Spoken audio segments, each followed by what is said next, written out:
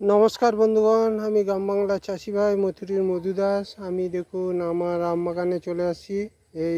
দেখুন এই বছরে লাগানো আম গাছ। এটা হচ্ছে ব্যানানা ম্যাঙ্গো। দেখুন এই ব্যানানা ম্যাঙ্গো আম। এই ব্যানানা ম্যাঙ্গো আম এরকম থোকায় থোকায় ফলে। এই দেখুন একটা মুকুল এসেছিল, এই মুকুলটি প্রায় 1.5 হাত লম্বা হয়েছিল। এই দেখুন মুকুলে কীরকম ব্যানানা ম্যাঙ্গো আম সেট হয়েছে। এই দেখুন এইখানে পরপর দুটা, এখানে একটা, এখানে একটা, আবার এ পাশে দেখুন এর মধ্যে কত বড় বড় আম হয়েছে। এই দেখুন এই ছোট্ট গাছ, এই বছরের লাগানো গাছ। আর মুকুল একটা মুকুল প্রায় 1.5 হাত লম্বা লম্বা।